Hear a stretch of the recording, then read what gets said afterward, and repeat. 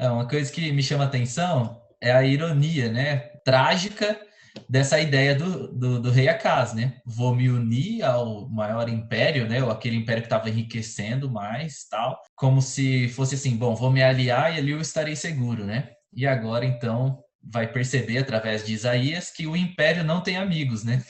O império, ele vai utilizar a sua ajuda até onde lhe convém, mas quando ela quiser te atropelar, vai te atropelar sem te perguntar, né? Agora, essa alternativa que foi para ele uma segurança é, na verdade, uma falsa segurança, assim como a piedade dele era uma falsa piedade, né?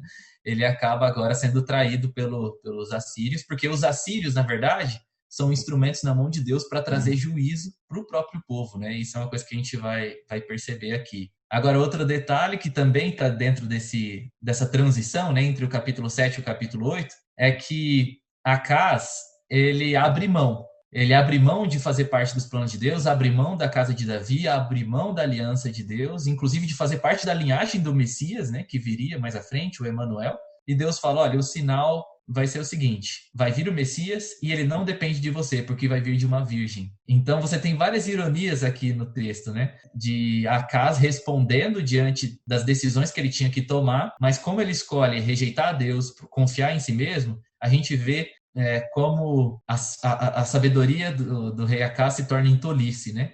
Ele se torna, na verdade, um idiota, porque as escolhas dele trazem mal para ele mesmo e para todo o povo. Eu acho muito interessante a gente olha como um povo, dentro de um contexto desse, desenvolve uma consciência religiosa dessa maneira, porque a gente vê os povos pagãos usando os deuses como ferramentas políticas, né? E a gente tem no meio de um contexto desse um povo que chega à conclusão de que, na verdade, a ferramenta política é ele. E que quem está mexendo as pedras no tabuleiro é o Deus que eles adoram, né? Então, a gente vê em Israel invertendo toda a lógica dos pagãos, né? Pelo menos do ponto de vista dos profetas, né? Que estão falando do ponto de vista de Deus.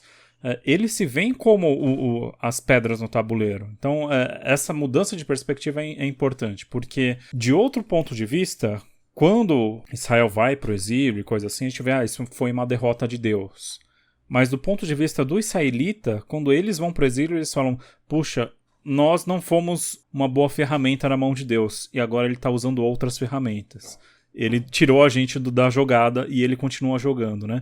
Então é interessante você se ver, você ver a sua vida e o seu contexto, na verdade, como Deus atuando na humanidade e você sendo convidado a participar, como a Cas foi, e as suas decisões, na verdade, só interferem o quanto você pode participar ou não desses planos, porque eles vão acontecer, né? Você não é o cara que está mandando de verdade. Você não é o cara que está realmente fazendo as jogadas. Você é uma peça. O que é triste, né? A forma como a K se porta aqui o tempo todo, né? Como vocês já mencionaram, o cara vai lá e pega aquilo que é de Deus. Você tem o próprio Deus vindo falar com você, né? Por meio de Isaías. Te admoestando, falando assim, olha, confia em mim, eu vou resolver. Tá aqui vou te dar um sinal. Não. Ele pega o tesouro do tempo, que é irônico, porque lá no capítulo 6, com o seu pai, né, o seu avô, você tem lá a mensagem de Isaías enxergando lá Deus presente em todo o tempo.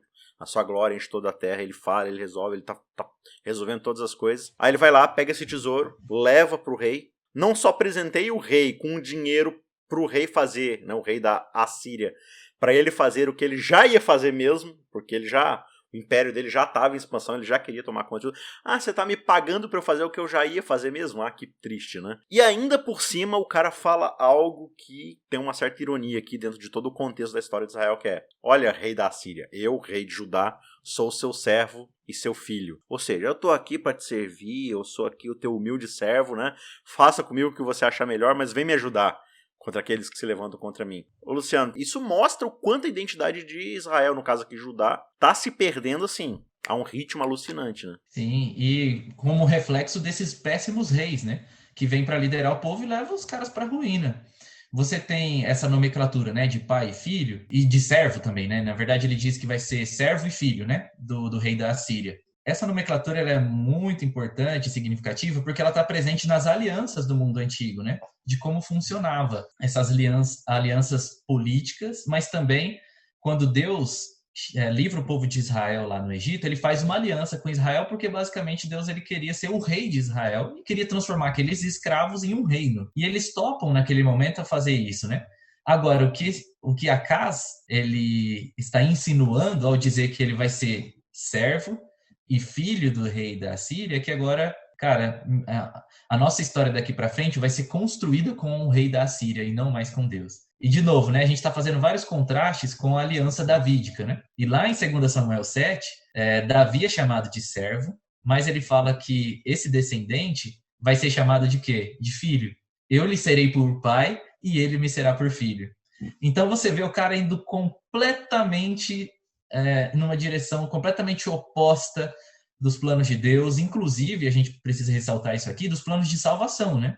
Porque era através de Davi, dessa aliança que Deus faz com Davi, que viria o Messias para salvar os pecados, o povo de seus pecados, né? A gente vê esse rei sendo caracterizado como um tolo, e Deus demonstrando a sua fidelidade para com a casa de Davi, para com os planos dele desde o início da história, né? Então, cara, isso é muito significativo, e o que o rei está fazendo aqui não é pouca coisa.